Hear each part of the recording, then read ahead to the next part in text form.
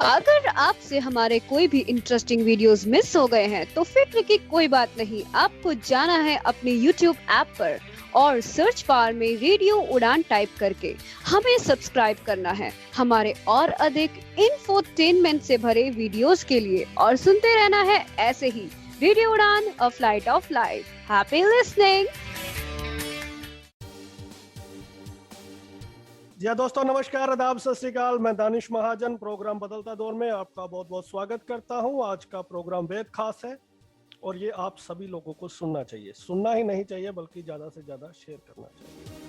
दोस्तों, हाल ही में हमारे देश में पैरा एथलेटिक चैंपियनशिप करवाई गई। ये इवेंट 24 मार्च से शुरू था।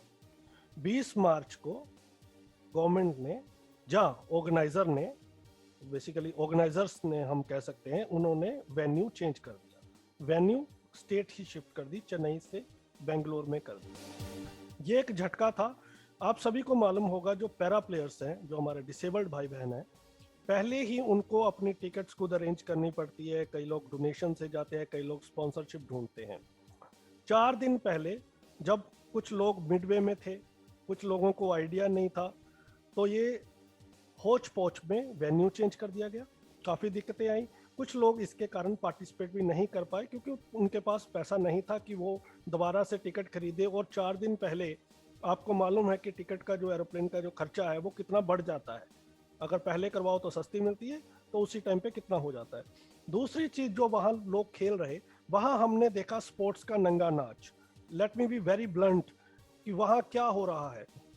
वहाँ जो भी इवेंट का स्केड्यूल था, कोई स्केड्यूल से नहीं हो रहा। रात को मोबाइल के टॉर्च से खेल करवाए जा रहे हैं। मुझे ये समझ नहीं आता कि गवर्नमेंट इसको पोस्टपोन क्यों नहीं किया, या कैंसिल क्यों नहीं। अगर ना करवाएं आप, अगर इस तरह से आपने स्पोर्ट्स करवाना है, इस तरह से आपने पर्सन्स विद डिसेबिलिटीज का मजाक उड़ाना है, तो you don't have to organize the sport if you can't. It shows how insincere they are, how insensitive they are. तो वहाँ कई चीज़ें हुई, कई कैटेगरीज को मर्ज कर दिया गया और फिर वहाँ रजिस्ट्रेशन फीस भी रखी गई 2,000 रुपया। आई डोंट नो, ये शायद पहले बताया होगा, लेकिन फिर एक चीज़ सामने ये आ रही है कि पहले उन्होंने कहा कि जो पिछले साल जिन्होंने चैंपियनशिप्स के लिए वही पार्टिसिपेट करेंगे, और बाद में न्यू कमर्स को भी लिया। न्यू कमर्स को लेना चाहिए, ये एक अच्छी बात है, लेकिन वो लोग जो इसमें पार्टिसिपेट करना चाहते थे, जिनको पहले नहीं बताया गया कि न्यू कमर्स भी पार्टिसिपेट कर सकते, उनके साथ ये एक विश्वासघात था। वहाँ किसी भी तरह का अरेंजमेंट देखने को नहीं मिला। इसको लेके कम्युनिटी में काफ़ी गुस्सा है, काफ़ी ऑर्गेनाइजेशंस इसको लेके विरोध कर रही हैं, लेकिन कुल मिला के ये डिसेबिलिटी का मजाक उड़ा है। आज हम एक गेस्ट को आपसे मिलवाने जा रहे हैं। वो बहुत ही खास हैं, बहुत स्पेशल हैं, और उनकी जो इमेज है कम्युनिटी में एज ए रिफॉर्मर है कि वो भारत में स्पोर्ट्स को प्रमोट करना चाहती हैं, पैरा स्पोर्ट्स को। और चाहे पैरालंपिक कमेटी इंडिया हो, चाहे और बॉडीज़ हो, तो वो हमेशा रिफॉर्म्स की बातें करती हैं। तो आज उनसे हम आपको रूबरू करवाएंगे और उनका क्या व्यू पॉइंट है, क्या वो सोचती हैं, किस तरह के रिफॉर्म्स उनके जहन में हैं, हम उसके ऊपर बात करेंगे। आज हमारे साथ पद्मिनी मैम है। पद्मिनी मैम, आपका बहुत बहुत स्वागत है। एक मैं कन्फेशन बिगनिंग में करना चाहता हूं कि आपका सरनेम मैं सही से प्रोनाउंस नहीं कर पाया। तो आप डायरेक्टर हैं इंडियन व्हीलचेयर टेनिस टूर की। आप पीएचडी कर रही हैं अडॉप्ट फिजिकल एक्टिविटीज़ के ऊपर, और आपने अडॉप्टेड स्पोर्ट्स इंडिया मूवमेंट को इंडिया में शुरू किया। इस हैशटैग से काफ़ी लोग कंटेंट पढ़ सकते हैं कि क्या हालात हैं देश में पैरा स्पोर्ट्स को लेके। तो आपका बहुत बहुत स्वागत Padmini ma'am. Thank you very much Danish. मैं आपको एक बात बता सकती हूँ कि आप पहले ऐसे इंडियन नहीं हैं जिनको मेरा सरनेम कॉम्प्लिकेटेड लगता है, तो बुरा मानने की कोई बात नहीं है यहाँ पे। एंड तो दोस्ती बढ़ती जाएगी तो हम भी सिखा देंगे हमारा लास्ट नेम। बिल्कुल बिल्कुल। या तो मैम, सबसे पहले तो हमें थोड़ा सा अपने बारे में बताएं। हाँ, तो शुरुआत मेरी पढ़ाई हुई थी फिजियोथेरेपी में। हमने 5 साल का बैचलर्स का डिग्री पढ़ा था फिजियोथेरेपी में हैदराबाद से। और फिजियोथेरेपी के पढ़ाई के दौरान भी हमने करिकुलम में ज़्यादा डिसेबिलिटी रिलेटेड का कंटेंट नहीं पढ़ा था। हमारी ज़्यादा से ज़्यादा पढ़ाई होती थी जो बच्चे जिनको सेरेब्रल पैल्सी होती है, डिलेड माइलस्टोन्स होती हैं, और ये बच्चे हमारे ओपी में आते थे, तो वहाँ तक ही हमारी एक्सपोज़र रहती थी डिसेबिलिटी की। कभी-कभी एक एम्प्यूटी या कोई आ जाता था, क्योंकि वो लोग कहीं बाहर से आउट ऑफ स्टेशन से होंगे और वहाँ पे सर्जरी हुई होंगी हमारे हॉस्पिटल में। पर इसके अलावा अगर एक स्टूडेंट डिसेबिलिटी के रिलेटेड फिजियोथेरेपी या एक्सरसाइज के बारे में पढ़ना चाहता था, तो ज़्यादा एक्सपोजर नहीं था। और मैंने फिजियोथेरेपी ज्वाइन करी थी क्योंकि मुझे मेडिसिन या ये जो केमिकल मेडिसिन थी उस पे से ज़्यादा फिजिकल मेडिसिन पे थोड़ा मेरा मन रहता था उस टाइम पे, लेकिन वो भी क्लियरली पता नहीं था कि ऐसा फिजिकल मेडिसिन एक है, रिहैबिलिटेशन का एक कॉन्सेप्ट है। बस मेडिसिन नहीं करना था एक पॉइंट के बाद। पहला मेरा मेडिसिन क्लियर नहीं हुआ था, फिर एक साल जब फिर रिपीट करने को देखी थी, बहुत से इश्यूज मुझे समझ में आए इन pursuing medical education in India, और फिजियोथेरेपी का फील्ड का इंट्रोडक्शन हो गया था मुझे। 5 साल फिजियोथेरेपी पढ़ने के बाद जब मुझे इन्फॉर्मेशन नहीं मिला to work with people with disabilities, तब मैंने बाहर के देशों में ऑप्शंस को ढूंढना शुरू किया, क्योंकि मेरे बहन बाहर पढ़ चुकी थी, तब तक इंजीनियरिंग पढ़ी थी, MS। उसके बाद में मेरा जुड़वा भाई है जो US चला गया था, वो वहाँ पे पढ़ रहा था। तो उस दौरान मैं टेक्सास स्टेट में चली गई थी, जहाँ पे मेरी बहन सेटल थी। वहाँ से मैंने MS किया है डिसेबिलिटी स्पोर्ट में, और उसी यूनिवर्सिटी से अभी मेरी PhD की पढ़ाई मैं ख़त्म करने जा रही हूँ। सो इन अ नटशेल वो मेरी एजुकेशनल बैकग्राउंड है। तो अबाउट 2005 से लेके आज तक मैं पढ़ती ही रही हूँ। तो पढ़ाई में ही गुजर गई है पूरी ये 10-15 साल की जिंदगी। तो that's what my background is in education। Padmini ma'am, आपने अभी कहा कि आपकी इनिशियली जो आपने सोचा था कि केमिकल मेडिसिन से दूर जाना है, इसलिए आपने फिजिकल एजुकेशन को अडॉप्ट किया था। तो ये जो आपका PhD का टॉपिक है फिजिकल एक्टिविटीज के ऊपर, अडॉप्टेड फिजिकल एक्टिविटी, बड़ा बहुत ही यूनिक है और बहुत अच्छा है। तो वहाँ से ट्रांसफॉर्मेशन कैसे आई? मतलब आपने अभी बताया कि आपने सोचा, लेकिन कैसे आपके माइंड में आया कि मैं फिजिकल एजुकेशन में हूँ, मेरे को केमिकल मेडिसिन से अब डिसेबिलिटी फील्ड में जाना है वहाँ पे, और डिसेबिलिटी फील्ड में क्योंकि आपने खुद बताया कि मेडिसिन, फिर मेडिसिन से स्पोर्ट्स कैसे लिंक हुआ, और ये पर्टिकुलरली टॉपिक क्यों चूज किया आपने? हाँ, तो मेरे दादाजी मेरे सबसे फेवरेट इंसान है ज़िंदगी में। मैंने बहुत छोटी उम्र में उनसे बहुत अच्छी चीज़ें सीखी थी। तो हमारी बहुत करीब का रिश्ता था बचपन में। बहुत छोटी थी लेकिन बहुत प्रभाव था उनका हम पे। और उनका विजन चला गया था ग्लूकोमा के मिसमैनेजमेंट की वजह से, और ये उनको 80 साल की उम्र में हुआ था। और 80 साल की उम्र में उनके लास्ट ईयर्स में जो 3 या 4 साल थे, हमने उनको नज़दीक से बहुत देखा था कि अचानक उनको देखने की लाइक विजन चला गया था, और उन्होंने बहुत बहुत अच्छे तरीके से अपने आप को अडेप्ट किया था अपने एनवायरनमेंट के लिए। और उस टाइम पे हमारी मम्मी खाना बेचती थी, ताली नीचे घर से ऊपर रसोई से बेचती थी, तो सिखाती थी कि हाथ पकड़ के कैसे दिखाएं उनको। और हम लोग बहुत छोटे बच्चे थे, हाँ, 5th क्लास या 6th क्लास में पढ़ते थे, और वो सब का प्रभाव था वो डिसेबिलिटी का। लेकिन उस टाइम पे पता नहीं था कि ये ऐसा डिसेबिलिटी एक इतना बड़ा कॉन्सेप्ट है, पढ़ते हैं, इसमें रिसर्च भी होता है। दादी को पैरालिटिक अटैक हुआ था, और एक फिजियोथेरेपिस्ट आते थे घर पे उनको डेली थेरेपी कराने के लिए, और हम उनके आजू बाजू खेलते थे, वो थोड़े बुजुर्ग आदमी थे, तो वो उसका भी शायद प्रभाव था, और उसके वजह से फिजियोथेरेपी में ज्वाइन करी। लेकिन जब मैं US गई थी, ये फिजिकल एजुकेशन तुम अडेप्ट कर सकते हो, और इसको बोलते हैं अडेप्टेड फिजिकल एजुकेशन, ये मुझे कोई इन्फॉर्मेशन नहीं था मेरे पास। मैं वहाँ गई थी पढ़ाई करने बायोमैकेनिक्स में, क्योंकि मैंने सोचा था अगर मैं बायोमैकेनिक्स पढ़ ली तो मैं प्रोस्थेटिक्स और अच्छे सस्ते ऑर्थोटिक सपोर्ट्स डिजाइन कर सकती हूँ, क्योंकि मेरा एक्सपोजर था सेरेब्रल पैल्सी के बच्चों के साथ जो बहुत से ऑर्थोटिक डिवाइसेस यूज करते थे। तो पहले गई थी 6 महीनों के लिए, मैंने बायोमैकेनिक्स के एक डिपार्टमेंट में टाइम स्पेंड किया था, और मुझे पता चला कि वो मेरे लिए नहीं था, वो इतना मैकेनिकल था, वहाँ पे डिसेबिलिटी की कोई जिक्र नहीं थी। तो मैं निकलना चाहती थी उस प्रोग्राम से, उस टाइम पे हमारे एक चेयर थे वो डिपार्टमेंट के, उन्होंने बोला, मेरे से बात किया 2-3 घंटे बैठ के, अमेरिकन बात किया, और उन्होंने बोला आपकी जो इच्छा है पढ़ने के लिए, उसके लिए तो आप गलत से कोर्स में ज्वाइन हो गए। आपको आपके बगल वाले डिपार्टमेंट है जो एक्सक्लूसिवली कैसे एक्सरसाइज को अडेप्ट करते हो, तुम फिजिकल एक्टिविटी को अडेप्ट करते हो बच्चों को या एडल्ट्स के लिए, तुम वो सीख सकते हो, तो तुम वहां पे क्यों नहीं चले जाते। एंड मैं बहुत रिलेक्टेंटली, इस बात के लिए तो मुझे उनको ही क्रेडिट देना चाहिए जिंदगी भर, मैं बहुत रिलेक्टेंटली गई थी उस डिपार्टमेंट में उनसे मिलने के लिए, डॉक्टर रोनाल्ड डेविस और हमारे प्रोफेसर जिनके पास से हमें एमएस की डिग्री मिली है। तो उनसे 1 घंटा बैठ के बात करने के बाद मुझे लगा कुछ भी सीखना है तो ऐसे प्रोफेसर के पास से सीखना है जिनको डिसेबिलिटी पे इतनी नॉलेज है। तो मैं उस टाइम पे ज्वाइन हो गई और 1 साल में हमने मास्टर्स का डिग्री कंप्लीट किया था डिसेबिलिटी स्पोर्ट में।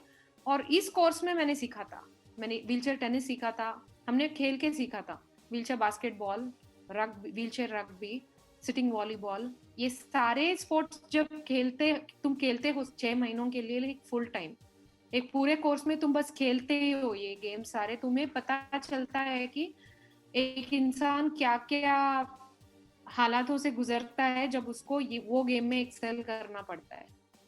तो वो बहुत प्रैक्टिकल ट्रेनिंग था मेरा एमएस का, तो बहुत अच्छा एक्सपोजर था। तो वैसा मेरे डिसीजन के बिना मैं ये फील्ड में आ गई हूँ, लेकिन जब मैं आई थी पहले घंटे से, जब मैं वो कोर्स में शुरू करी थी, आज तक मेरा एक भी रिग्रेट नहीं रहा है ये कोर्स के बारे में या ये फील्ड के बारे में, क्योंकि हर वक्त मुझे यही एहसास रहता था कि अपने देश में लेके जाना है, अपने देश में ऐसे फैसिलिटी बनाना है और अपने देश में ऐसे बढ़ाना है ऐसे फैसिलिटीज को, वही रहता था हमेशा दिल में। तो आ गई इतनी दूर, 10 साल हो गए तो I am here now. That's great. मैं लिसनर्स मेरे कहेंगे कि भैया आपने पीसीआई की बात की, एथलेटिक चैंपियनशिप की, लेकिन आप दूसरी बातें कर रहे हैं। लेकिन कुछ बातें होती है जो मेरे लिए भी और लिसनर्स के लिए भी समझना, उसकी एक भूमिका बनाना बहुत इम्पोर्टेंट होता है। उसी को लेकर मेरे 2-3 और सवाल है, फिर हम उस पर ऊपर आएंगे। हाँ। आपने एक सेल्फ एडवोकेसी का एक नया तरीका इजाद किया। आपने एक सेल्फ जो इनिशिएटिव लिया, स्पोर्ट्स इंडिया मूवमेंट आपने शुरू किया। उसके कारण बहुत सारे लोगों को नॉलेज मिली, और क्योंकि हम सभी को मालूम है कि डिसेबिलिटी से रिलेटेड जो कंटेंट है वो बहुत जल्दी अवेलेबल नहीं होता, और बीच की बातें बहुत आसानी से मिलती नहीं है सुनने को, बहुत बारीकियाँ, क्योंकि कोई भी मीडिया हाउस इतनी रिसर्च करता नहीं है। हम जो भी आर्टिकल्स आजकल भी देखते हैं उसमें से ज़्यादातर वो हमारे ही लोगों को कहते हैं कि आप लिख के दे दो, हम पब्लिश कर देंगे। हाँ, मैंने भी ये बहुत एक्सपीरियंस किया है इंडिया में। जी, तो इस पे आपने ये शुरू करके खजाना दिया हमें पैरा स्पोर्ट्स से रिलेटेड और स्पोर्ट्स से रिलेटेड। तो ये कैसे जहन में आया और ये क्या था अडेप्टेड स्पोर्ट्स इंडिया मूवमेंट, इसको कैसे आप कंटिन्यू कर रही हैं? हाँ, तो वही बहुत सिंपल था। मैं बहुत बचपन की बात है, मुझे पता नहीं मैंने कहाँ पे पढ़ा था ये, लेकिन मैं I am a big fan of autobiographies. मुझे पता नहीं है मैंने किसके मैं बहुत पढ़ती थी बचपन में भी, आर्टिकल्स बहुत पढ़ती थी, मुझे इंग्लिश के आर्टिकल्स पढ़ना बहुत अच्छा लगता था। और जब पढ़ती थी तो मैंने कहीं पे पढ़ा था believing in the power of internet, और the power of internet was a term जो मेरे दिमाग में बैठ गया था। और जब मैं फिजियोथेरेपी में पढ़ती थी भी, मेरी बहन फ्लोरिडा से मुझे ईमेल्स में इंफॉर्मेशन भेजती थी, वहाँ पे उनके यूनिवर्सिटी में कुछ हो रहा था, तो मैं बहुत गूगल करती थी उस टाइम पे, जब गूगल इतना वो एक टर्म नहीं बन गया था, तब भी गूगल एक सर्च इंजन था उस टाइम पे। और पढ़ते पढ़ते गूगल पे मैंने वो पावर ऑफ इंटरनेट को पर्सनली एक्सपीरियंस किया था बहुत यंग एज में, you know like 18-19 years of age. और वहां से शुरू करके आई थिंक वो मेरा फाउंडेशन था जिंदगी में कि कुछ भी है तो तुम इंटरनेट को बहुत एफिशिएंटली यूज कर सकते हो अपने बेनिफिट के लिए और अपने कम्युनिटी के बेनिफिट के लिए। और उसको उस पे एडिशन हो गया था सोशल मीडिया का, फेसबुक के जरिए। और फेसबुक पहले बस फैमिली एंड फ्रेंड्स के लिए था, और जब मैं नई नई चीजें सीखना शुरू करी यूएस में, कॉन्स्टेंटली मेरा सोच रहता था कि घर पे कैसे होगा ऐसा, घर पे क्या शायद क्या हो रहा है, ऐसे लोगों के साथ क्या हो रहा है, इनको क्या मिल रही है अपॉर्चुनिटीज। तो वो सोच हमेशा रहता था मेरा, बहुत ग्राउंडेड था मेरा दिल यहाँ पे के हालातों में। तो जब इतना सोचती थी, and I am an expressive person, even before starting the Adapted Sports India hashtag, I used to have a personal blog on which I used to write regularly. और वो मैं जिंदगी के बारे में, अपने खुद के एक्सपीरियंसेस के बारे में बहुत एक्सप्रेसिवली लिखती थी, और बहुत से लोग इंटरेक्ट करते थे मेरे साथ। And I think adapted sports India मेरी जिंदगी में आने के बाद मुझे अपना पर्सनल ब्लॉगिंग को पूरी तरह से खत्म करना पड़ा, क्योंकि मेरा पूरा एफर्ट इसमें चले जाता है। उस टाइम पे मैं बहुत पोस्ट करती थी फेसबुक पे, लॉन्ग पोस्ट, नई नई चीजें, लाइक सेइंग गोइंग, मैंने कहीं पे जाके आज वॉलंटियर किया, मैंने 15 घंटे काम किया, लेकिन मुझे थकान नहीं हुई है, क्योंकि मैंने ऐसे ऐसे लोगों से मुलाकात किया वहाँ पे। तो ऐसे जब मैं लिखते गई, और 2-3 हफ्तों के बाद मुझे चीजें याद आती थी कि यार वो इंटरेक्शन में बहुत अच्छा डिस्कशन था, मुझे पढ़ना है फिर से, और मैं वापस जाके उसको ढूंढ नहीं पाती, क्योंकि फेसबुक उतना इवॉल्व नहीं था उस टाइम पे सर्च बटन्स के साथ। तब मुझे जाके वो हैशटैग का कॉन्सेप्ट मुझे याद आया। और अडेप्टेड का वर्ड पहले में चूज करने के लिए मैं रिलक्टेंट थी, क्योंकि अडेप्टेड का शब्द अपने संविधान के सारे रिकॉग्नाइज्ड लैंग्वेजेस में ट्रांसलेट नहीं होता है डायरेक्टली। और अगर आप ट्रू ट्रांसलेशन करोगे तो उसका पूरा मीनिंग बदल जाता है। तो मैंने पहले सोचा शायद नहीं यूज करें, लेकिन दूसरी मुझे थोड़ा अपने इंडियन कल्चर के बारे में एक ये समझ में आया था कि अगर कोई नई चीज हो तो लोगों को अटेंशन बहुत अच्छे से कैच होता है, किसी भी कम्युनिटी में, जस्ट नॉट इंडियंस। तो adapted became that word, adapted sports India became that word, जहाँ पे लोग क्यूरियस बने थे कि मुझे देखना है इसमें क्या हो रहा है टाइप्स। तो वो हैशटैग ऐसा शुरू हुआ, और वो हैशटैग मैं के साथ जब मैं पोस्ट करती थी, तो not that they used to trend like vigorously, but somehow it became like sort of an identity. People started identifying Padmini ma'am is Adapted Sports India. वो कनेक्शन बन गया था लोगों के लिए, और वो बस वो हैशटैग पीपल शेयर कर लेते थे, नॉट ऑल द पोस्ट। तो वो बोलते थे अपने दोस्तों के लिए, यार तुम इसको देखो, इसके साथ ढूंढो, तुम्हें पोस्ट मिलेंगे। और वहां से लेके वो हम मेरे फेसबुक प्रोफाइल पे आते थे, मेरे साथ दोस्ती बनाते थे। तो ऐसा मेरा एक पैंडेमिक से पहले भी 3-4 साल से मेरा एक बहुत बड़ा नेटवर्क चलता है इंडिया में। I think I'm very proud to say I have friends in the disability community from India or Kumari and from Nagaland to Gujarat. And I think the only state from which I don't have a direct friend, सुन रहे हैं show को, अगर उड़ीसा में कोई है जो मेरे साथ दोस्ती बनाना चाहते हैं कम्युनिटी में से, please feel free to contact. बिल्कुल। Next question Padmini ma'am, 1-2 question हो रहा है, फिर हम रिफॉर्म्स के ऊपर आएंगे। तो जो लिसनर्स जिनको अभी हमने बताया कि अगर आप hashtag adopted sports India movement के नाम से सर्च करेंगे तो आप इससे रिलेटेड कंटेंट ले सकते हैं। अब हमें थोड़ा सा बताइए, what is India wheelchair tennis tour? Okay, Indian wheelchair tennis tour Aastha नाम के एक संस्था का इनिशिएटिव है, बेंगलुरु सिटी से, कर्नाटका स्टेट। और इसका शुरुआत हुआ था, mister Sunil Jain is the founder, उन्होंने शुरू किया था ये। एंड आई थिंक इसका भी एक ही रीजन था। सुनील जी एक चार्टर्ड अकाउंटेंट है, उनकी खुद की बिजनेस है, बहुत बिजी रहते हैं, और शायद 2013 या 14 कुछ उस टाइम में उनका इंटरेक्शन हुआ था पीसीआई के साथ, शायद यहाँ 13 में, शायद या 11 या 13 के बीच में शायद।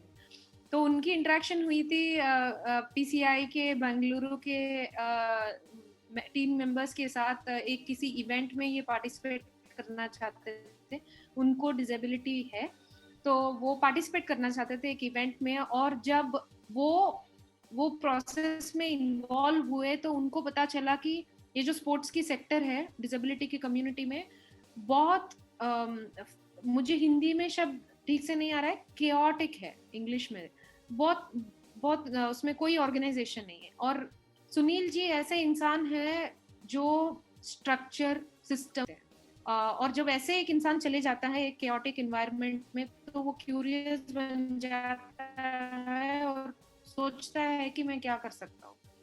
और तब तक वो आस्था चला रहे थे, और उन्होंने स्पोर्ट्स का हमेशा अप्रिशिएट किया है, और वो उन्होंने सोचना शुरू किया कि मैं कैसे स्पोर्ट्स को एक टूल बनाऊं क्वालिटी ऑफ लाइफ इम्प्रूव करने के लिए, हमारे मेंबर्स के लिए, आस्था के कम्युनिटी के स्विमर्स को इनेबल किया था आस्था के प्रोग्राम्स थ्रू।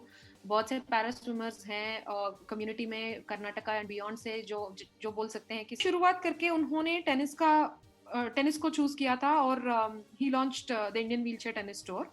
एंड ये टूर होता है 3 ओपन्स के, हर साल अगस्त से लेके दिसंबर तक हम 3 ओपन्स करते हैं इंडिया में। एक होता है शुरुआत का ओपन टूर्नामेंट होता है हैदराबाद में, और उसके बाद का होता है चेन्नई में। हैदराबाद वाले टूर्नामेंट का नाम होता है Charminar open.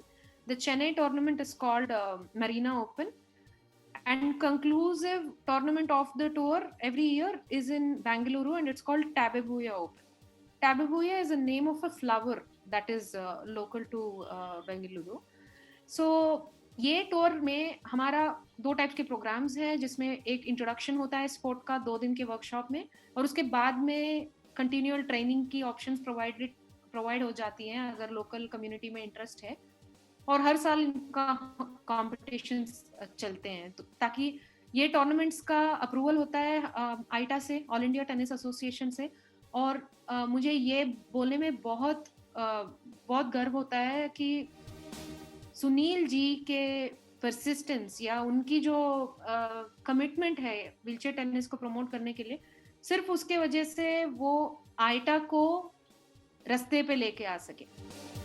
If that is the right way to say, आईटा ने बहुत uncooperative था। आईटा never cooperated with Mr. Sunil's vision of promoting the sport। और वहाँ से मैंने सुनील जी जैसे बहुत से डिसेबल्ड सिटीजन्स, ग्लोबल सिटीजन्स के पास से अपनी सेल्फ एडवोकेसी का मॉडल डिफाइन करिए। जब आपने पहले मुझे पूछा था कि आपने ये सेल्फ एडवोकेसी का, ये मेरा नहीं है, ये मैं बहुत से ऐसे हिस्टोरिक पर्सनालिटीज से मैंने कॉपी करी है। यूएस में है मिस जूडिथ ह्यूमन, वो मैं बहुत बड़ी फैन हूँ उनकी। कैंडिस केबल एक बहुत फेमस यूएस पैरालंपियन है, वो बहुत करीब के दोस्त हैं। मैं ये लोगों से सबसे मैंने सीखा है, और सबसे करीब से सुनील जी से सीखा है, और उसी को मैंने अप्लाई किया था अडेप्टेड स्पोर्ट्स इंडिया के हैशटैग को एक खुद के मूवमेंट में बदलने में।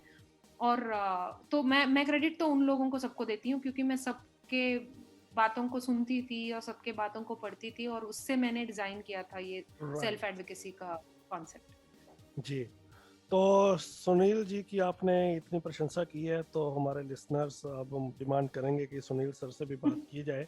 तो होपफुली बहुत जल्दी हम सुनील सर से भी बात करेंगे प्रोग्राम बदलता दौर में। वो बहुत बड़े फैन है आपके शो के, वो बताना चाहती थी मैं वो बात आपको। वो बहुत प्रेज करते हैं आपकी शो। शुक्र है ये आपने पहले नहीं कहा, नहीं तो फिर लिसनर्स ने कहना था अब उनकी तारीफ कर दी, मैडम ने आपकी तारीफ कर दी इसलिए आप उन्हें बुला रहे हैं। तो मैंने पहले बोला, तो ये आपने बाद में बोला, ये सही हो गया। तो पद्मिनी मैम, अब आते हैं ये जो पहले पैरालंपिक एथलेटिक चैंपियनशिप जो हो रही है, डू यू बिलीव ये स्पोर्ट्स के नाम पे नंगा नाच हो रहा है, जैसे मैंने कहा पहले बिगनिंग में? पैरालंपिक कमेटी ऑफ इंडिया एक नेशनल स्पोर्ट फेडरेशन है, जिसका रिकॉग्निशन मिलता है हर साल ministry of youth affairs and sports से। और जो अभी घटना हुई है बेंगलुरु में, ये पहली बार नहीं हुई है, और ये ऑलमोस्ट एक आदत सी है ये ऑर्गेनाइजेशन को, क्योंकि ये जो ऑर्गेनाइजेशन और उसकी साथ की जो लीडरशिप है, जो पीपल है जो चलाते हैं ये ऑर्गेनाइजेशन को, ये लोग हक, जो डिसेबल्ड लोग हैं इनके हक को कंसिडर नहीं करते। ये राइट्स बेस्ड ऑर्गेनाइजेशन नहीं है, इनको राइट्स बेस्ड अप्रोच की समझ नहीं है। और चलो राइट्स बेस्ड समझ नहीं है आपको, चलो वैसा भी सोचें हम, उनके पास एक प्रिंसिपल्ड या स्ट्रक्चर्ड मैकेनिज्म नहीं है to do ethical work. That is how I will define PCI in 2 sentences. तो आपने बोला नंगा नाच, तो रीजनल लैंग्वेजेस में तो मैं तो और भी बहुत गलीज की गाली निकाल सकती हूँ, क्योंकि मैंने ऐसे एक्सपीरियंसेस हुई हैं मेरी भी पीसीआई के साथ. एक तो मेरा यूएस में हुआ था एक आदमी सत्यनारायणा के साथ, जब मैं उनको और मारियप्पन तंगवेलु को ड्राइव कर रही थी एक स्टेडियम से. उनको एक बहुत हाई एंड मॉल में शॉपिंग करना था, अपने क्लीट्स खरीदने थे मारियप्पन तंगवेलु को, और उनके पास टैक्सी में जाने के लिए भी कोई बंदोबस्त नहीं था ठीक से. तो मैंने सोचा चलो अपने देश के हैं और उससे ऊपर पैरालंपियन है, तो इनको हमें बहुत आदर के साथ देखना चाहिए, वो हमारा अप्रोच था. लेकिन इतने गिरे हुए बातें हमने सुनी थे, वो ऐसे जैसे डिसेबल्ड लोगों के साथ के बारे में बात करते हैं, नहीं तो औरतों के बारे में बात करते हैं. तो उससे पहले भी मेरी रिसर्च चल रही थी पीसीआई के ऊपर. उस एक्सपीरियंस के बाद तो मेरा रिजॉल्व बहुत फर्म हो गया था कि जो मैं पहले में खुले से नहीं बोलती थी, तब से मैंने और ओपनली बात करना शुरू किया. जैसे अपनी खुद की वीडियोस ऑनलाइन रखना, नहीं तो अपनी वॉइस नोट्स भिजाना किसी को कि ये सच है. क्योंकि मैंने जितना भी ब्लॉग्स लिखे थे, जितना भी फेसबुक पोस्ट लिखे थे, उसमें लोग देखते थे और मूव ऑन हो जाते थे. और अभी जब ये ऑडियो या वीडियो का मीडियम से मैंने कम्युनिकेट करना शुरू किया था, उसका रिस्पॉन्स और भी ज्यादा है. सो पीसीआई, अभी लोगों ने बोला जब दीपा मलिक बन जाएगी प्रेसिडेंट तो पूरा सब कुछ बदल जाएगा. लेकिन लोग ये नहीं सोचते ना, ये नहीं समझते अपनी कम्युनिटी में, डिसेबिलिटी की कम्युनिटी में ये समझ नहीं है कि दीपा जी एक राइट्स बेस्ड पर्सन नहीं है. उनकी पर्सनालिटी हमारी सारी डिसेबिलिटी कम्युनिटी के एडवोकेसी या एक्टिविस्ट या rights based persons and personalities की कंप्लीट ऑपोजिट है. तो मैं बुराई नहीं करना चाहती हूँ अगर कोई राइट्स बेस्ड नहीं है, लेकिन मैं बोलती हूँ ऐसे लोगों को पब्लिक फिगर्स बन के, पब्लिक लीडरशिप उठा के, ऐसे मूवमेंट्स में लीडरशिप लेने की कोई हक नहीं है. तो ये जो बेंगलुरु में हुआ है, सवाल पूछना चाहता था, पहले आ गए बेंगलोर पे, हम आते हैं इसी सब्जेक्ट पे 2 मिनट बात करते हैं. आपने बहुत इंपॉर्टेंट क्वेश्चन रेज किए हैं. अमूमन हम जब बात करते हैं कि पर्सन्स विद डिसेबिलिटी की रिप्रेजेंटेशन होनी चाहिए हर जगह, लेकिन जब भी हमें कई बार रिप्रेजेंटेशन मिलती भी है, जैसे जो एग्जांपल अभी आपने दिया, लेकिन हमारा पर्पस सॉल्व नहीं होता, क्योंकि कहीं ना कहीं सबके अपने व्यक्तिगत हित आ जाते हैं. बहुत कम लोग होते हैं जो कम्युनिटी को आगे रखते हैं. और वही एक एग्जांपल आपने दीपा जी की ये बात की. दीपा जी से मैं इंटरव्यू कर रहा था एक इलेक्शन में, और मैंने उन्होंने सोचा कि वो गुणगान करेंगे, तो मैंने टफ क्वेश्चन पूछे, वो मेरी इंटरव्यू छोड़ के चली गई बीच में. उन्होंने बोला कि मेरे वो आए हैं, फिजियोथेरेपिस्ट आए हैं. लेकिन फिजियोथेरेपिस्ट तो पहले इंटरव्यू का जब टाइम दिया आपने, तो मैंने वेट किया था, फिजियोथेरेपी होने के बाद उन्होंने बात की थी, लेकिन 7 मिनट में वो मेरी इंटरव्यू छोड़ के चली गई, और उसके बाद उन्होंने मेरा कभी फ़ोन नहीं उठाया. तो वो एक उनकी चॉइस है, वो we can not force anyone. But the point is, इस पर आपको क्या कहना है कि हम कहते हैं कि डिसेबिलिटी की रिप्रेजेंटेशन होनी चाहिए, लेकिन बहुत जगह हमें धक्का लगा है जहाँ डिसेबल्ड बने भी हैं, कोई कम्युनिटी का पर्पस सॉर्ट आउट हुआ नहीं है.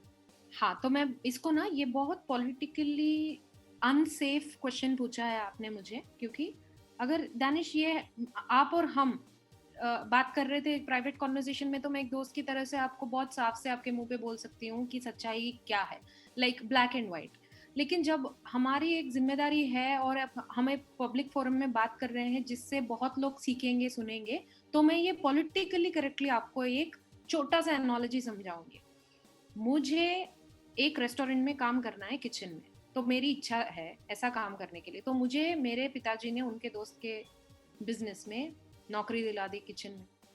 मुझे रेस्टोरेंट किचन में काम करने के लिए कोई काम नहीं आता है, लेकिन पापा हैं, अंकल हैं, दोनों दोस्त हैं, तो मुझे बिठा दिया किचन में, रसोई में. काम कुछ भी नहीं आता है. और जब मैं वो किचन में चली गई, तो जहाँ वहाँ के जो चीफ शेफ हैं, उनको मुझे ट्रेन करने में कोई दिलचस्पी नहीं है. वो बस मुझे देखते हैं और बोलते हैं कि यार इसके डैडी और हमारे ओनर दोनों दोस्त है, तो ये आ गई अंदर मेरी किचन में, तो वो गुस्सा रहता है, तो कुछ सिखाते नहीं है। ऊपर से मैं खाली बैठी हूँ, लेकिन मैं इंटेलिजेंट हूँ, मैं बहुत एक्सप्रेसिव हूँ, तो मैं खाली नहीं बैठूंगी और ये वो करते जाऊंगी, और वहां का पूरा जो माहौल है, जो काम है, वो सब बिगड़ जाता है। तो इसका सिंपल एक ही सोल्यूशन है, क्या तुम, जो एक इंसान पेंटर है, क्या तुम उसको जाके, एक घर को बनाने के लिए तुम्हें मेस्त्री की जरूरत है और पेंटर की भी जरूरत है, लेकिन तुम दीवार बनाए बिना जाके पेंटर को वहां पे खड़ा कर दोगे तो कुछ काम होगा? नहीं होगा। तो ये जो हो रही है, लोग नारे उठाते हैं और बोलते हैं कि डिसेबल्ड लोगों की रिप्रेजेंटेशन होनी चाहिए, मैं इसका बहुत सपोर्ट करती हूँ। मुझे चाहिए अपने जो फ्रेंड्स है डिसेबल्ड है, जो मुझे चाहिए वो लोग लीडरशिप रोल्स में। अगर लेकिन उनकी तैयारी नहीं हुई है technically to work in that sector, I don't think disability gives them a free card to occupy that post. आप ट्रेनिंग करो, आप सीखो, अपने आप को टेक्निकली प्रिपेयर करो, तब तुम जाके खड़ा हो जाओ, भगवान भी आके तुम्हें हटा नहीं सकता उस जगह से। ये प्रॉब्लम होती है जब ब्लाइंडली पोजीशंस फिल हो जाती हैं क्योंकि एक इंसान को डिसेबिलिटी है, लेकिन उनमें वो ठीक, अगर मैं ठीक हिंदी का शब्द यूज कर रही हूँ, तो उनमें वो क्षमता नहीं है वो रोल में काम करने के लिए। तो blindly filling post with disabled people is not going to solve not just Paralympic problems, any problems in the disability sector. Absolutely. Or We are not targeting Deepa only, but there are a lot of people who does the same. yes, So it's not about one individual. तो नहीं, मैं बोलती हूँ technical training कर लो ना आप। मैं बोलती हूँ, मैं अगर नहीं सीखी टाइपिंग करना एक टाइपिंग स्पीड पे, मेरे को क्या टाइपिस्ट का जॉब मिलेगा? नहीं, आपको टाइपिंग नहीं आएगा तो भी हमें, आप क्योंकि आप औरत हो, आपकी 33% रिजर्वेशन है तेलुगु स्टेट्स में, तो हम आपको नौकरी दे देंगे, तो मेरा काम होगा। ऑफिस में तो मुझे कोई पसंद भी नहीं करेगा ना, क्योंकि मेरे काम नहीं आने वाली टाइपिस्ट हूँ मैं। एग्जैक्टली। तो ये बहुत अनफॉर्चुनेट चीज है, और तब दुख तब लगता है जब ये लोग फिर बड़े बड़े प्लेटफॉर्म पे ऐसी बातें करते हैं जैसे ये डिसेबिलिटी के मसीहा होते हैं, और इनकी कॉन्शियसनेस भी इनको अलाउ कर देती है, जबकि इनको पता होता है व्हाट दे आर डूइंग, क्योंकि हमें सबको तो पता ही है ना हम क्या कर रहे हैं। चलिए, their consciousness does not allow them to do that, Danish. They are not looking at you and me in our eyes and talking when they are saying these things. मैं कहती हूँ, क्या आप सच में कम्युनिटी के सेंटर में ठहर के अपने आप को इतने कॉन्फिडेंटली प्रेजेंट कर सकते हो जैसे आप एक ही अकेले डिसेबल्ड पर्सन हो सारे हॉल में? बाकी किसी बहुत से हीरो बनेंगे उनके सामने, हीरोइन बनेंगे उनके सामने। क्या आप अपने डिसेबिलिटी के कम्युनिटी में खड़ा होके, अपने डिसेबिलिटी के कम्युनिटी में बैठ के, क्या उतने ही कॉन्फिडेंस के साथ आप बात कर सकते हो? क्योंकि तब तो आ जाएगी ना, कोई पद्मिनी आ जाएगी, कोई पद्मा आएगी या वैष्णवी आएगी या सुनील आएगा और पूछेगा कि यार तुम क्या बात कर रहे हो, बकवास बोल रहे हो तुम। क्योंकि हम लोग सब राइट्स बेस्ड हैं, तो हम लोग तो मुंह पे ही पूछेंगे सीधा। तो if you notice there is a pattern of such persons with disabilities who go to places where there are very few people like you and me. Exactly. एक और थे ऐसे ही बहुत बड़ी एक्टिविस्ट हैं, वो भी, उनको मैंने इंटरव्यू के लिए अप्रोच किया, उन्होंने बोला मैं पैसे लेती हूँ। मैं कहा किस बात के? अरे भाई मैं इंटरव्यू देने के पैसे लेती हैं? कहती नाउ आई एम सेलिब्रिटी है। ठीक है जी। एनीवेज, तो ये जो बेंगलोर में हो रहा है इसके बारे में आपके पास अभी क्या जानकारी है? तो ये जो इवेंट है इसका तो general secretary Paralympic committee of India के जनरल सेक्रेटरी हैं जो गुरशरण सिंह, उन्होंने स्टेटमेंट भी दिया है प्रेस में, काफी पेपर्स ने कवर किया है ये, कि उन्होंने एक रीजन दिया कि पैंडेमिक के लोगों को तरह तरह के स्टेट से, और ये लोग रिस्क भी होते हैं when they go back to their communities, तो आपने क्यों किया? तो उन्होंने एक जवाब दिया कि हमारी एक फंडिंग की अप्रूवल थी गवर्नमेंट से, और वो मार्च 31 को एलैप्स होती है, क्योंकि हम सबको तो मालूम है अप्रैल 1 ईयर एंडिंग का क्लोजिंग होता है कुछ, तो 31 के मार्च से पहले उनको करा देना था वैसे भी करके इवेंट। तो आप सोचो, अगर एक ऑर्गेनाइजेशन ऐसे रीजन दे सकता है, तो क्या ये ऑर्गेनाइजेशन को राइट है ऐसे टॉपिक्स पे या ऐसे सेक्टर में काम करने के लिए? तो वो एक बात है। दूसरी बात, जब आपने इंट्रोडक्शन में बोला था, मैंने 2-3 पॉइंट नोट करी थी। एक बात, एक जिक्र आपने किया था क्लासिफिकेशन के। जब फरवरी में सर्कुलर इशू किया गया था ये इवेंट के बारे में, उसमें साफ से लिखा है, आज भी है वो पीसीआई के वेबसाइट पे, उसमें साफ से लिखा है कि classification of new players will not be done because of covid restrictions. लेकिन जब यहाँ पे जो इवेंट हुई थी आज ये 2 दिन में, वहां पे जब रैंडम डिसेबल्ड लोग जो जिन्होंने कभी स्पोर्ट्स खेला ही नहीं है, नहीं तो खुद अपने कोई तैयारी के बिना आ गए थे, उनको सबको भी परमिट किया गया था कम्पीट करने के लिए। और क्योंकि हम जैसे लोग पूछ रहे थे पहले से कि तुम क्लासिफिकेशन कैसे नहीं कर सकते हो, तुम हर साल नहीं करते हो, तुम्हें बाहर जाके लोगों को क्लासिफिकेशन करा के आनी पड़ती है, और वो रास्ते में पीसीआई के बहुत से ऑफिशियल्स का बहुत करप्शन का पैसे लूटना होता है डिसेबल्ड कम्युनिटी से। जब हम ये पूछना शुरू करे थे, ये लोगों ने बोला कि चलो क्लासिफिकेशन करेंगे। उनको ही सेठी साहब है, नेशनल क्लासिफायर है, उनको बुला दिया अचानक से और क्लासिफिकेशन करना शुरू कर दिया। तो मैं एक क्वेश्चन पूछती हूँ, जो लोगों ने सोचा, जो नए बच्चे जूनियर्स हैं, नहीं तो नए स्पोर्ट्स में आ रहे हैं, जो वो डिसेबल्ड लोगों ने सोचा चलो यार यहाँ पे तो क्लासिफिकेशन भी नहीं हो रहा है, क्यों अपने आप को रिस्क में डाले, अपने तबीयत को, और अपने साथ जो स्क्वाड चलते हैं उनकी भी तबीयत खराब हो जाएगी कुछ हो गया तो मैं नहीं जाऊंगा या नहीं जाऊंगी। ऐसे लोग जो घर पे बैठ गए हैं उनका क्या है, क्योंकि उनका क्लासिफिकेशन नहीं हुआ, क्योंकि वो लोगों ने आपका सर्कुलर को माना है, और आप ऐसे कैसे अभी क्लासिफिकेशन कर सकते हो लोगों की। दूसरी बात, वो तीसरी बात यह है कि रही बात खाने के अवेलेबिलिटी नहीं होने की या जगह ना रहने की, सर्कुलर में साफ से लिखा गया था कि नहीं होगा, कोई प्रोवाइडिंग ऑफ एमिनिटीज नहीं होगा, और because of Covid, again Covid restrictions. तो मेरी बात एक समझ में नहीं आती, जब ये लोगों ने फरवरी में सर्कुलर इश्यू किया और इनको फंड्स का सैंक्शनिंग हो गया था, तो तब तो बजट लग चुकी होगी, अभी कहाँ से इन लोगों को पैसे मिले ये सब करने के लिए, या क्या कोई और जरिए से पैसे आ रहे हैं ये ऑर्गेनाइजेशन में।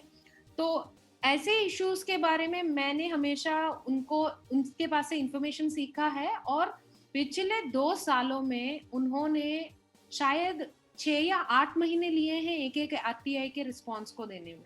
टिपिकली अपने पास होती है, जो सेल्फ एडवोकेसी की जो पैटर्न मैंने एस्टैब्लिश करी है, जिससे मैं रिसर्च का डेटा निकालती हूँ पीसीआई से, ये आरटीआई बेस्ड है, बहुत सिंपल है। ऑनलाइन आरटीआई आप फाइल कर सकते हो मिनिस्ट्री में टू सीक इन्फॉर्मेशन। लेकिन अगर आपको इन्फॉर्मेशन पीसीआई से निकालना है तो भगवान ही आपका मदद करे, क्योंकि आप रिक्वेस्ट भेजते हो, वो लोग जवाब नहीं देते हैं। दीपा जी भी जवाब नहीं देती है। वो लोगों को पता है कि वो लोग आरटीआई वायलेट करते हैं, लेकिन कोई भी कुछ नहीं करेगा उनका। मीडिया लिखती नहीं है इसके बारे में, मुझे पता नहीं है क्यों नहीं लिखती है, लेकिन मेरा उनके पास से जवाब ऐसे मिला। मैंने उनको ईमेल दिए, ईमेल के ऊपर ईमेल, तब जब जवाब नहीं आया तो वो ईमेल का मैंने प्रिंट निकाला और मैंने मिनिस्ट्री में फाइल किया, और वहां पे एक नोट डाला कि PCI is not providing any information within the stipulated time of RTI Act 2005। उसके बाद भी मुझे ऑलमोस्ट करीब 3 महीने लगे PCI से रिस्पॉन्स मिलने में, और 3 दिन पहले मुझे जवाब मिला था PCI से। मैंने एक क्वेश्चन पूछा था वो RTI में, provide state wise list of all women para athletes in India. ये बहुत सिंपल सा सवाल है एक नेशनल स्पोर्ट फेडरेशन को। एक नेशनल स्पोर्ट फेडरेशन के पास ये इंफॉर्मेशन बहुत रेडीली अवेलेबल होनी चाहिए। इनका जवाब मुझे मिला था, सच information is not presently held.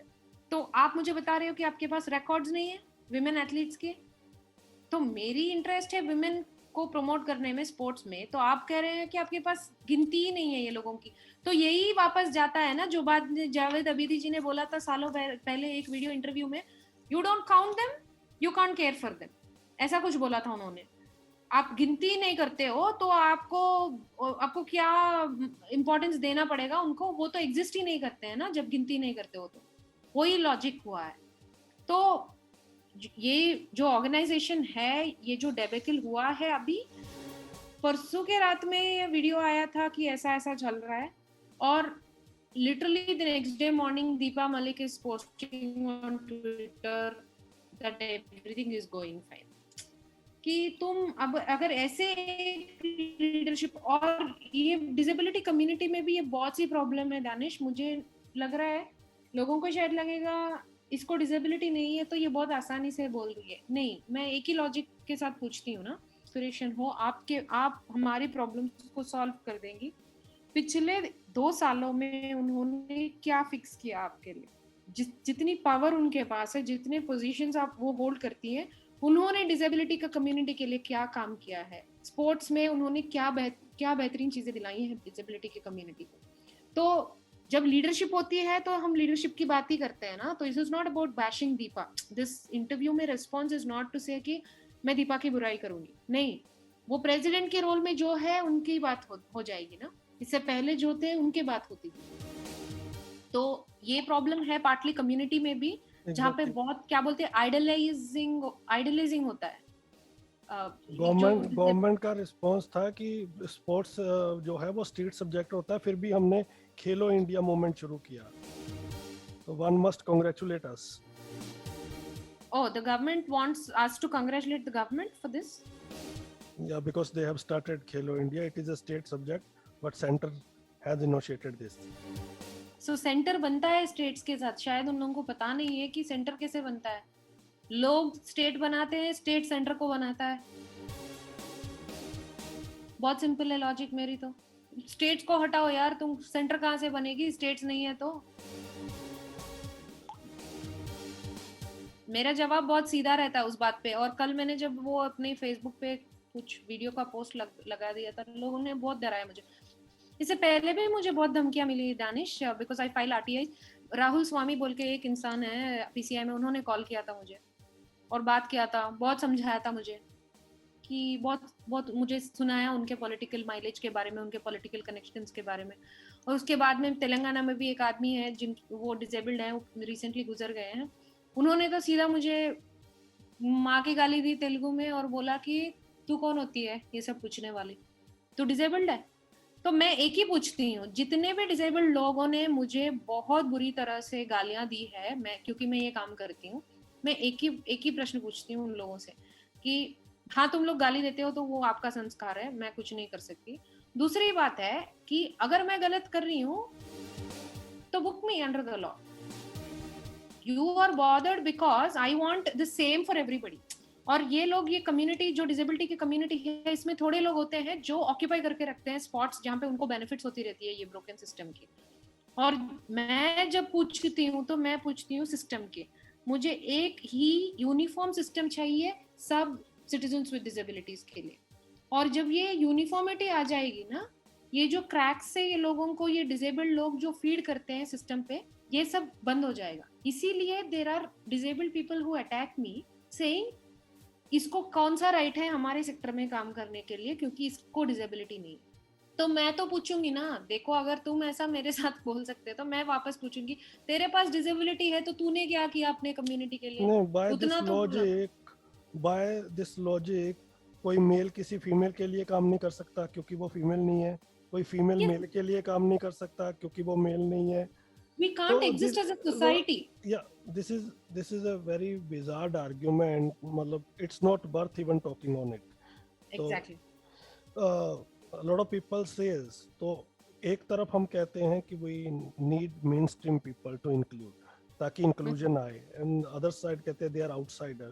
So that doesn't make any sense. So these are bunch of people, when they scare of their activities, then they come up with these sort of arguments which hold no record. So let's forget about them. अब आप हमें ये बताएं कि आपके हिसाब से, आपने कहा कि ये repeatedly हो रहा है, do you think it's a mindset, they don't want to do it, or what sort of reforms we need at the earliest? I will only start with the reforms because I want, it's a very toxic culture that exists in PCI. तो उसको deconstruct करने में शायद हमें एक बहुत और लंबी डिस्कशन करनी पड़ेगी।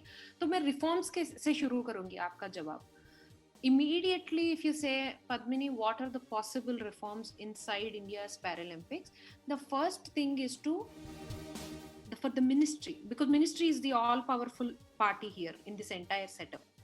Ministry has the power to summon the central administration of the National Sport Federation and to tell them literally आपकी जो एक state body है, क्योंकि स्पोर्ट्स आके एक स्टेट सब्जेक्ट होता है, वो भी लीगली एक राइट एनोलॉजी है जब लोग बोलते हैं कि सेंटर कुछ नहीं कर सकता है.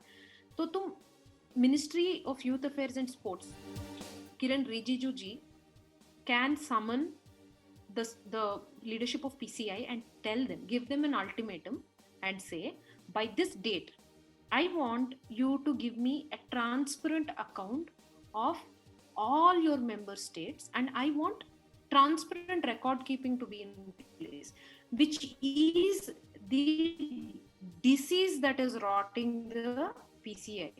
They don't have records, उनके पास मटेरियल नहीं होता है, और अगर होता भी है तो वो लोग झूठ बोलते हैं कि उनके पास नहीं है. तो that is the first step of reform. Second step of reform is to science professionals from across the country.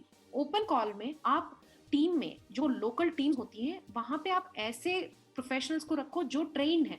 You can start off very simply with sports physiotherapists. India में MPT स्पोर्ट्स वाले इतने हैं जिनको disability की भी awareness होती है क्योंकि वो पढ़ते हैं post surgery and rehabilitation and complications and everything.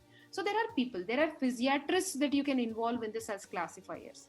So India has no shortage of this. So the second step the ministry can say is mandatorily आपको इतने प्रोफेशनल्स का कंपोजिशन होना चाहिए आपके एवरी बोर्ड में, और मैंडेटरली आपको इतने डिसेबिलिटी के लोगों का होना चाहिए प्रेजेंस अपने लोकल स्टेट बोर्ड्स में, और ये लोगों का मिनिमम इतना क्वालिफिकेशन होना चाहिए कौन से भी मीडियम में हो. It's not English only. You can be a Hindi medium PhD और एन MPhil और an MA and you can still hold a role on that board.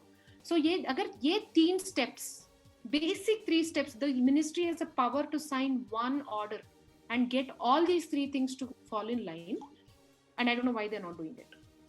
Have you ever returned to the ministry? Have you met them? I don't meet them. I'll answer why. I have written n number of times, Danish. There is emails of the sports ministers and everybody that's public. But you write to these emails. ये emails deliver होती हैं because they don't bounce back. But what I got to know, this was because I got a call from one of the officers in Shastri Bhavan. This was years ago.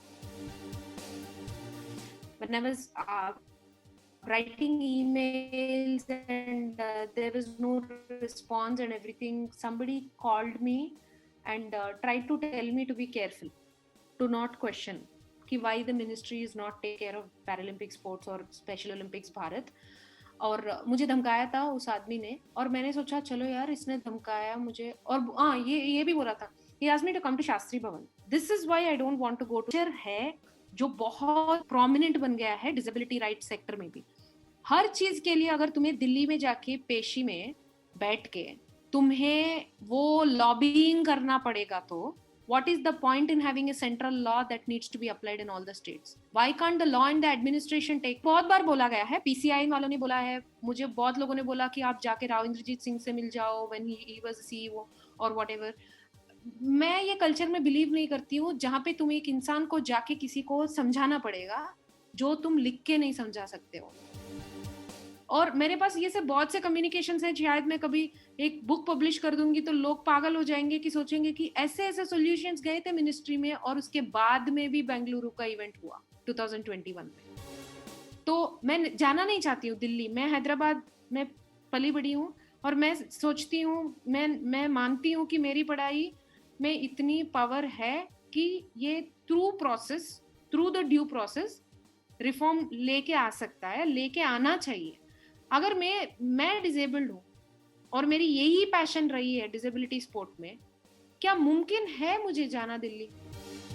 तो मेरी जगह अगर कोई disabled इंसान है कल मेरे जगह लेना चाहता है एक एक्टिविस्ट के फॉर्म में या एक रिफॉर्मर के फॉर्म में, तो ये क्या कर सकता है? वो बात हर बात के लिए तुम दिल्ली पे जाओ. मैं नाम नहीं लेना चाहती हूँ. एक इंसान है जो डिसेबिलिटी सेक्टर में काम करते हैं, मैंने उनको कंप्लेंट किया था एक टाइम पे. मैंने बोला था sir this is really bad, somebody needs to do something and everything. मुझे उस तरफ से लॉबिंग की कहानी सुनाई गई थी जिसमें ये जो डिसेबल्ड लीडर हैं उन्होंने बोला हाँ मुझे पता है ये सब हो रहा है. मुझे बहुत साफ से पता है ये सब हो रहा है, लेकिन मेरा उनके साथ ये एक एफर्ट चल रहा है लॉबिंग का, ताकि ये बहुत बड़ा हेल्प हो जाए सेक्टर को, डिसेबिलिटी सेक्टर को। इसीलिए मैं ये इस अन्याय पे मैं आवाज नहीं उठा सकता। तो वो बहुत स्क्यूड एंड फ्लॉड एक्सप्लेनेशन है मेरे लिए। कभी तो आपको डर लगा इन धमकियों से? था yeah, there were times, Danish, I would wake up in the middle of the night because I would hear the voices of these people. I traveled a lot between India and US in the last 8 years. Sometimes I would be in the flight midway over the Atlantic.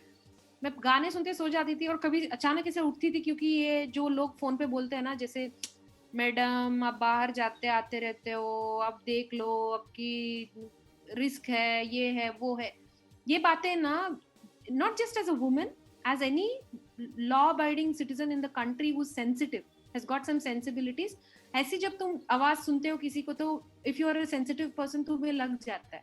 डर लगा था, health भी सिक हुआ था एक time पे। मैं बहुत इंटरनलाइज करती थी ये थ्रेट्स को बहुत पहले में। अभी शायद उम्र के वजह से या एक्सपीरियंस के वजह से मैं ऐसी हालत पे अभी आई हूँ कि जहाँ पे मुझे लगता है हाँ धमकाया है तो तुम, you are not greater than nature.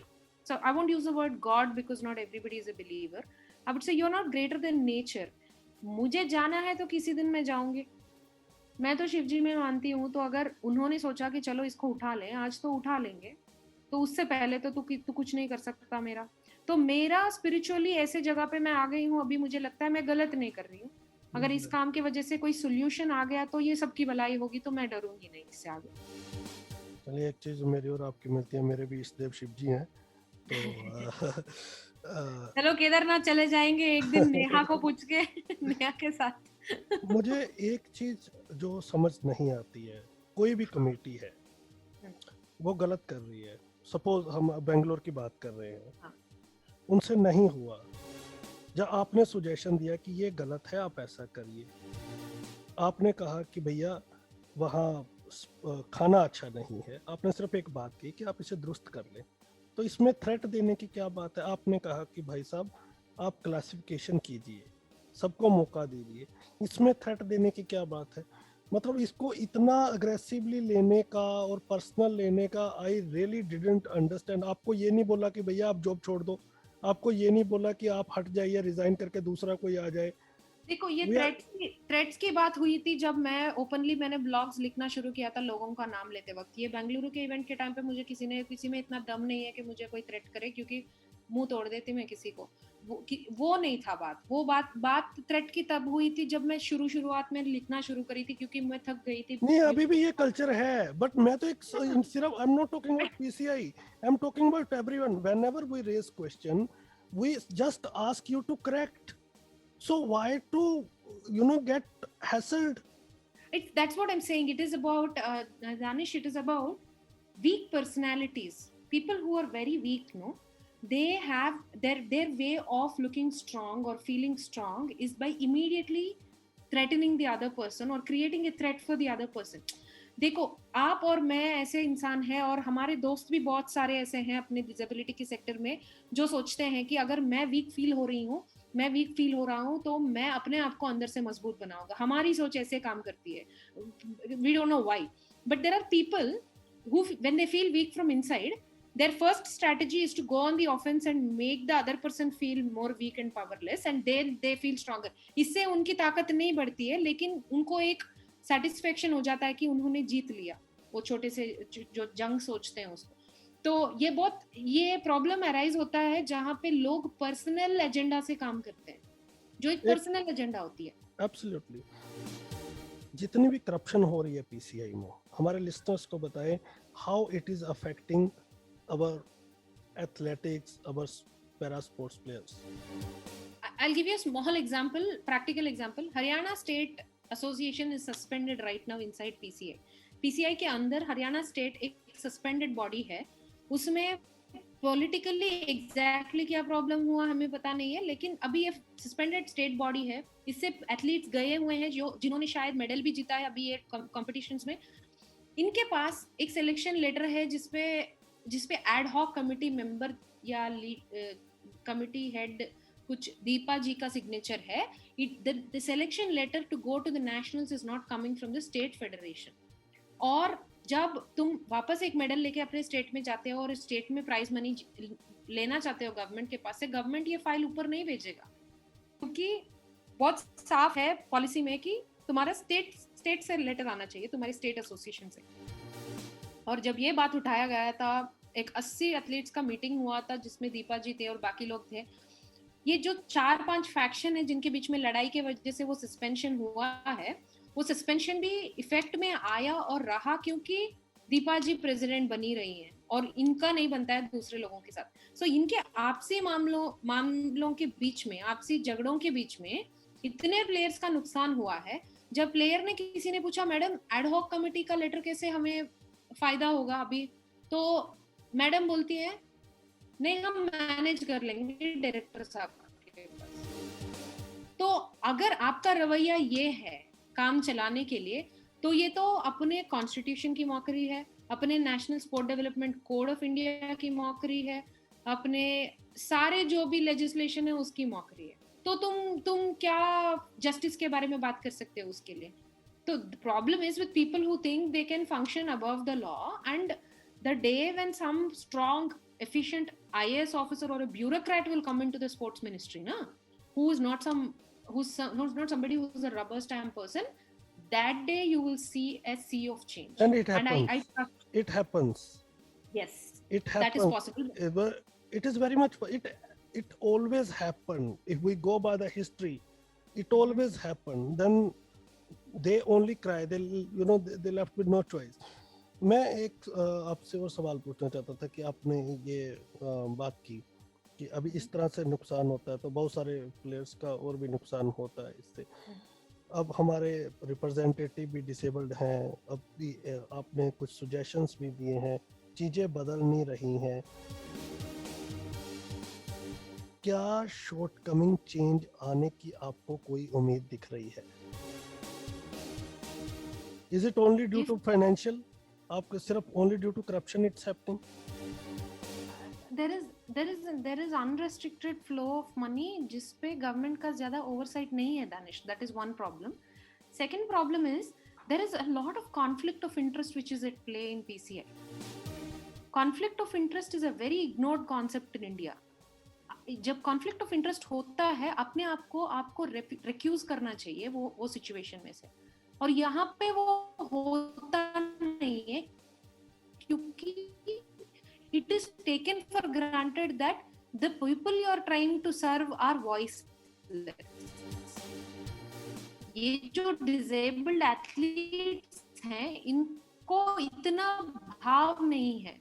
मैं सिंपल पूछती हूँ ना, अडेप्टेड स्पोर्ट्स इंडिया के हैशटैग के साथ पोस्ट शुरू होने से पहले 2015 से पहले मुझे आप बताओ इतना ऑर्गेनाइज्ड था क्या sector was not so organised. There were hundreds of athletes who were representing India playing here, but there was not so much of organized voices happening now. Right. Whether people agree with adapted sports India's hashtag. मैं को एक question यहाँ पे add करना है, अंतिम सवाल आज का. We have number of activists. Some of them are very vibrant. Why they are not together on this issue? Everything is happening in before our eyes.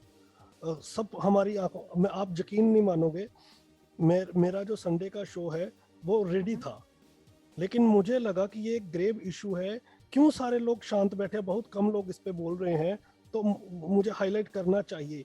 एक स्पिरिट क्यों नहीं है? मैंने उस शो को पोस्टपोन किया क्योंकि ये अर्जेंट था, लोगों को अवेयर करना, लोगों को बताना. इतने active, why they are not united? Why they constantly not right? It is happening from a long time. Why there is no change? Why can't we come together and ask? जब हम इकट्ठे होंगे, government needs to respond. They have to respond. Why there is no unity? I've also had this question for a long time, and I found the answer about, I think in 2018 I found the answer when I contacted a very top disability rights leader from India. When I contacted them and when I saw their response and their attitude, I realized I'll tell you why we are not united. There is this perception among Indians disabled and non-disabled, that sports is an elite thing, that sports is जिनके पास रोटी कपड़ा मकान है और उनके पास luxury है या उनके पास sports के लिए टाइम है या एवेन्यूज है, तो ही स्पोर्ट्स बनती है, तो स्पोर्ट्स होती है उसकी जिंदगी में। तो ये मिसकंसेप्शन है जो मैं दूर नहीं कर सकी अपने वर्क के जरिए, और मुझे लग रहा है आज रेडियो उड़ान के थ्रू मैं बता सकती हूँ ये लोगों को कि ये मिसकंसेप्शन है जब लोग सोचते हैं कि स्पोर्ट्स एक एलीट चीज है। नहीं, स्पोर्ट्स एक रोटी कपड़ा और मकान के जैसा है for hundreds of athletes in India and lot of people don't know that। ये रोटी कपड़ा मकान के जैसे रहता है। आप अगर मिलके देखोगे तो लोगों की जिंदगियों में स्पोर्ट्स का क्या मायने है, और जिनको फैमिलीज ने अबैंडन किया है, जो शेल्टर्स में रहती हैं, गवर्नमेंट के शेल्टर्स में, उनकी जिंदगी में एक ही खुशी है, उनको 2 वक्त का खाना कम मिलता है, लेकिन जब वो व्हीलचेयर बास्केटबॉल खेलती हैं तो उनको बहुत सुकून मिलता है, उनको लगता है वो एक कम्युनिटी में बिलोंग करती हैं, उनकी खुद की एक टीम है, उनके खुद के दोस्त है, प्लेयर्स हैं जो उनकी फैमिली बन जाती हैं। तो ये जो मिसकंसेप्शन है डिसेबिलिटी राइट सेक्टर में, that sports is something that needs to be dealt with after food, shelter and clothing, they're deeply mistaken, because I know disabled athletes around the world who have played sports and have brought that kind of empowerment to their lives, and in India that is still confined to getting a government job and getting a salary। ये रोटी कपड़ा मकान पे दिमाग इनका अटक जा रहा है स्पोर्ट्स के जरिए पे। So there is a dire need for a bridge to be built between disability rights community and the disability sport community in India, and I feel Adapted Sports India has actually made that happen। That bridge is now beginning to build, because without Adapted Sports India and my work for Adapted Sports India, I don't think Radio Udan would have known I existed। I'm telling you this frankly। Absolutely, yes। Yeah। Thank you so much, ma'am, for your valuable time. We'll keep tracking these stories and we'll keep educating our listeners what is happening। 2-3 चीजें listeners आप ध्यान रखें, हम किसी individual के खिलाफ नहीं हैं, लेकिन हम उन सभी इंडिविजुअल के खिलाफ हैं जो अपनी ड्यूटी को ऑनेस्टली नहीं निभाता है अपने पर्सनल बेनिफिट्स के लिए। हम किसी गवर्नमेंट के खिलाफ नहीं है, हमें कोई फर्क नहीं पड़ता कौन है कौन नहीं है। What we demand is dignity, what we demand is transparency, what we demand is कि आप ऑनेस्टली जो आपने रूल बनाए हैं, जो आपकी रूल बुक में, जस्ट फॉलो देम। कौन है किसी नाम से कोई फर्क नहीं पड़ता। हम चाहते हैं कि जहाँ तो करवाएं, अगर आपको इसी तरह का स्पोर्ट्स करवाना है बेंगलोर, इसी तरह से मजाक उड़ाना, आप रहने दीजिए। You just say we can't. Your final comments ma'am for the listeners, what is your message to the listeners? Sports बहुत इम्पॉर्टेंट है सबके लिए, डिसेबल्ड है या नॉन डिसेबल्ड है। तो अगर आपने अब तक अपनी ज़िंदगी में स्पोर्ट्स को एक हिस्सा नहीं बनाया तो आज से बनाओ। बहुत तरीके के स्पोर्ट्स हैं, शायद रेडियो उड़ान दूसरा एक और सीरीज़ कर सकता है जिसमें हम सिर्फ स्पोर्ट्स को डिस्क्राइब करेंगे, स्पोर्ट्स के रिसोर्सेज के बारे में बात करेंगे फॉर डिसेबल्ड कम्युनिटी। स्पोर्ट्स बहुत इम्पॉर्टेंट है, और sports does not mean you have to target medals। It is not about medals, it is about how you can learn from sports how to live your life। अगर आप sports को उस नजरिए से देखेंगे तो आपके जिंदगी में बहुत बदलाव लेके आ सकते हैं आप। मैंने ये प्रैक्टिकली एक्सपीरियंस किया है तो ही मैं बता रही हूँ। तो वो दूसरी मेरी मैसेज है, और मेरी फाइनल ये मैसेज है कि जितने भी मेरे डिसेबिलिटी कम्युनिटी के दोस्त हैं, क्रिटिक्स हैं, जो मेरे काम के क्रिटिक्स हैं, मैं इन लोगों से बस एक ही रिक्वेस्ट करती हूँ कि आपको अगर लगता है कि मेरा काम आपके अच्छे काम को डिस्टर्ब कर रहा है तो आप अच्छा काम नहीं कर रहे हैं, क्योंकि मेरा काम, मैं जो भी करती हूँ, ये सारे इंफॉर्मेशन को मैं पब्लिक रखती हूँ और इंफॉर्मेशन प्रोवाइड भी कर सकती हूँ आपको। तो मैं रिक्वेस्ट करती हूँ कि अगर आपका अपोजिशन है मेरे काम के साथ तो please feel free to write to me, मेरे साथ कॉन्वर्जेशन करिए और मेरे साथ डिबेट करिए, तो मैं आपको अपनी पर्सपेक्टिव समझा सकती हूँ कि why I want Indians to win a lot of medals, but do that from a dignified place, and also do it from a space where they can empower the future citizens with disabilities in India. Ma'am, And- kindly share your email ID with the listeners if they want to get some Yeah. information or they want to get in touch with you. So my email address is, I will give you my IWTT ID because it's easy. My email address is Padmini, PADMINI at iwtt.in. तो आप Google कर दोगे IWTT को तो हम हमारी सारी email addresses वहां पे है वेबसाइट पे. So that's So also basically it's Padmani, PADMINI at IWTT means Indian Wheelchair Tennis Tour.in. तो Yes. Indian wheelchair tennis tour का IWTT.in है, तो आप मैम से बात कर सकते हैं. Thank you so much ma'am for your valuable time. Thank you so much, Danish. अगले सप्ताह फिर मिलेंगे किसी और पर्सनालिटी के साथ. अपनी कम्युनिटी का सोचें, अपना सोचें और एक लार्जर प्रोस्पेक्ट में जैसे हम सब एक्टिविस्ट हैं. Let's fulfil the aspiration of the generation of the community. Let's work in a dignified manner. Let's work honestly. Thank you so much, everyone.